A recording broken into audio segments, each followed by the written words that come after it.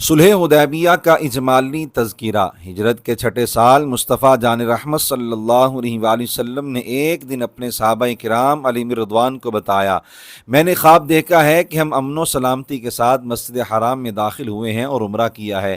بعض نے سر کے بال منڈوائے اور بعض نے ترشوائے ہیں۔ صحابہ کرام علیہم رضوان نے سمجھا کہ یہ خواب اسی سال پورا ہوگا اور اسی برس عمرہ کی سعادت و بیت اللہ شریف کی زیارت کریں گے۔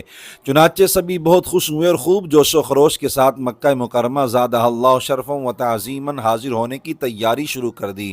رسول اللہ صلی اللہ علیہ وآلہ وسلم کم و بیش 1400 صحابہ کرام علیہم رضوان کے ہمراہ یکم ذوالقعدہ 6 ہجری کو عمرہ شریف کے لیے مکہ مکرمہ کی طرف روانہ ہوئے۔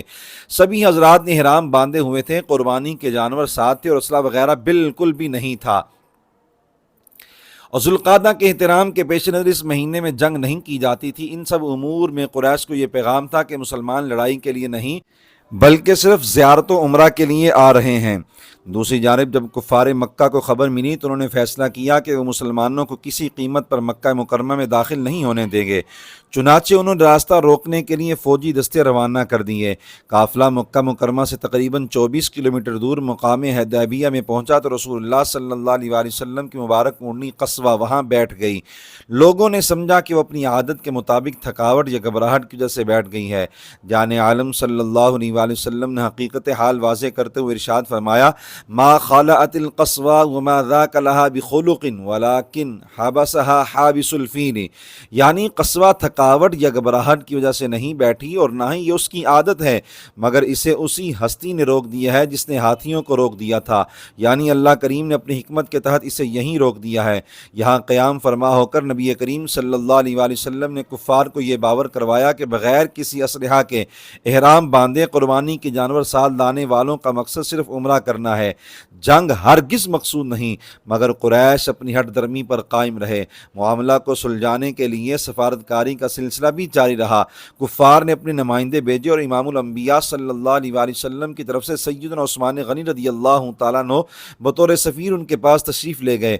کفار کے متعدد نمائندوں نے بھی انہیں اطمینان دلایا کہ مسلمان جنگ کرنے نہیں آئے، مگر سرداران مکہ نے اپنی جاہلانہ ضد نہ چھوڑی اور معاملات کو خراب کرنے پر تلے رہے۔ اس دوران یہ افواہ بھی گردش کرنے لگی کہ کفار نے سفیر رسول سیدنا عثمان غنی رضی اللہ تعالیٰ عنہ کو شہید کر دیا ہے۔ حکمت عملی کے تحت نبی کریم صلی اللہ علیہ وآلہ وسلم نے تمام صحابہ کرام علیہم رضوان سے بیعت دی کہ وہ آخری سانس تک وفادار رہیں گے اور کفار سے جہاد کریں گے۔ بے سر و سامانی کے باوجود تمام صحابہ ذیشان رضی اللہ عنہم نے دیوانہ وار بیعت کی اور اپنی جانوں کا نذرانہ پیش کرنے کے لیے دل و جان سے تیار ہو گئے۔ باری تعالیٰ نے اس جان نثاری کو پسند فرماتے ہوئے قرآن حکیم میں تمام بیعت کرنے والوں سے راضی ہونے کا اعلان فرمایا۔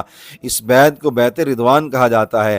رب کریم نے اس بیعت کے ذریعے کفار پر رعب طاری کر دیا اور وہ صلح کرنے پر آمادہ ہو گئے۔ طے پایا کہ فریقین 10 سال تک آپس میں جنگ نہیں کریں گے اور ایک دوسرے کے خلاف دشمنوں کا ساتھ نہیں دیں گے۔ اس معاہدہ کی کئی شرائط بظاہر مسلمانوں کے مفادات اور وقار کے خلاف تھیں، مثلاً یہ کہ مسلمان اس سال بغیر عمرہ کیے یہیں سے احرام کھول کر واپس چلے جائیں گے، پھر آئندہ سال عمرہ کی قضاء کے لیے اسلحہ کے بغیر آئیں گے اور فقط 3 دن مکہ میں ٹھہرنے کے بعد واپس روانہ ہو جائیں گے۔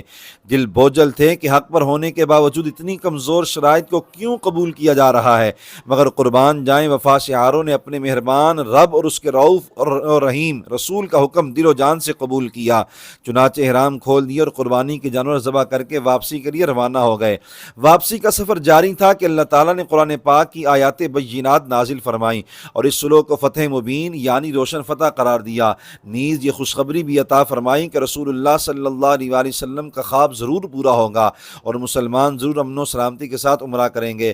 چنانچہ ارشاد ہوا، لقد صدق اللہ رسولہ الرؤیا بالحق لتدخلن المسجد الحرام ان شاء اللہ آمنین محلقین رؤوسکم ومقصرین لا تخافون، بے شک اللہ نے اپنے رسول کو سچا خواب دکھایا حق کے ساتھ، انشاءاللہ تم ضرور مسجد حرام میں امن و عافیت کے ساتھ داخل ہوں گے، اپنے سروں کو منڈاتے ہوئے اور بال کترواتے ہوئے، تمہیں کسی کا خوف نہیں ہوگا۔ سورہ فتح کی آیات کریمہ نازل ہونے پر صحابہ کرام علیہم رضوان کی تمام پریشانیاں دور ہو گئی اور دلوں کی کلیاں کھل اٹھیں۔ پھر دنیا نے دیکھا کہ اللہ تعالیٰ نے بظاہر مغلوبانہ صلح معلوم ہونے والے اس معاہدے کو مسلمانوں کے لیے فتح خیبر سمیت کئی بڑی کامیابیوں کا ذریعہ بنا دیا۔ بعد میں جب کفار نے خود ہی یہ معاہدہ توڑا تو رسول اللہ صلی اللہ علیہ وآلہ وسلم صلح حدیبیہ کے فقط 2 سال بعد 10,000 جانثاروں کے ہمراہ مکہ مکرمہ کو فتح کرنے کے لیے تشریف لائے تو کسی کی مجال نہیں تھے کہ آپ صلی اللہ علیہ وآلہ وسلم کا راستہ روک سکے۔